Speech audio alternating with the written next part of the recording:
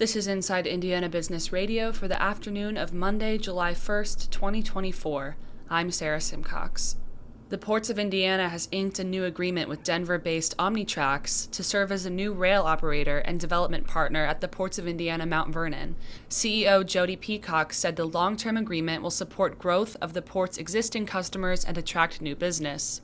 We really thought they would make a great partner for this project at Mount Vernon, and offers us the opportunity to offer our customers top-notch rail service, and also grow business at the port with our existing customers and bring in new customers to the Mount Vernon region.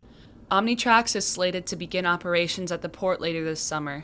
Ellettsville-based Smithville Communications announced today that Cullen McCarty is the new CEO of sister company Smithville Telecom.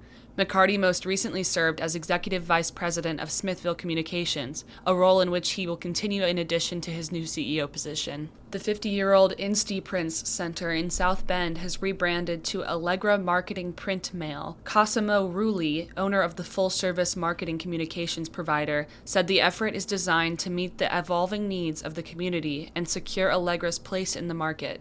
From the number one source for Indiana business news, this is Inside Indiana Business Radio. West Central Indiana, your bold future starts here. IBJ Media, Inside Indiana Business, and the IEDC invite you to engage West Central Indiana, July 10th in Terre Haute, presented by CareSource, Indiana University, and Old National Bank. Connect with fellow business and community leaders, discover programs aligned to your region's unique needs, and walk away with bold new thinking for West Central Indiana. RSVP now at ibj.com/engage. Multiple Republican campaigns and committees that received political donations from disgraced former Clark County Sheriff Jamie Knoll said they have no plans to return or donate those dollars elsewhere. IIB's Alex Brown has details. Knoll, a prominent Hoosier Republican himself, currently faces more than 24 felony charges for allegedly misusing money from the fire and EMS departments, which he oversaw. Of the more than $100,000 he's contributed to GOP candidates and campaigns since 2008, per state and federal campaign finance records, investigators now allege that at least $33,000 made in Knoll's name actually came from public funds he misappropriated between 2020 and 2023. The donations, made through WinRed, a Republican fundraising platform, were earmarked to campaigns for former President Donald Trump, the Indiana State Republican Committee, Congresswoman Erin Houchin, and others.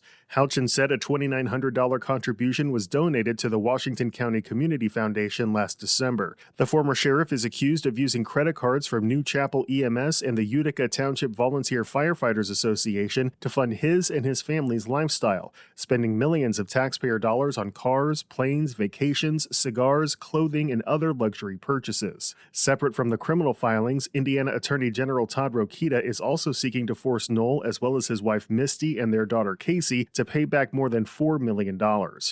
Alex Brown, Inside Indiana Business Radio. Purdue University has received a $6 million grant from the U.S. Department of Energy to lead a consortium of higher education institutions to improve nuclear energy research and instruction.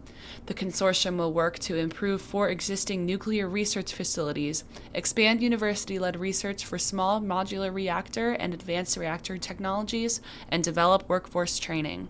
The initiative will provide universities, national labs, industry partners, K-12 and vocational schools, and other institutions access to university research reactors and other equipment. The other institutions include the Massachusetts Institute of Technology, North Carolina State University, the Tougaloo College Research and Development Foundation, and Ivy Tech Community College. Over the past decade, Fort Wayne has seen more than $1 billion in investment in its downtown, and that investment is growing.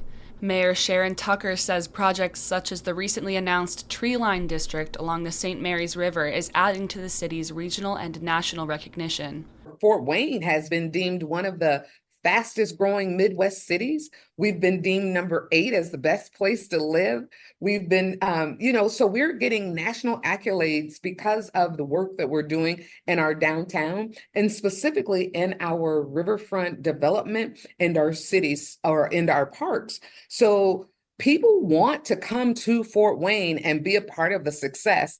Just last week, the city, along with the University of St. Francis and Ciroc Enterprises, announced a $30 million renovation of USF's Robert Goldstein Performing Arts Center in the city's downtown.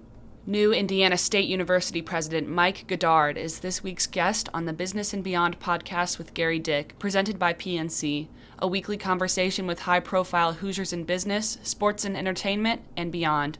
Available now from your favorite podcast provider. I'm Sarah Simcox for Inside Indiana Business Radio On Demand.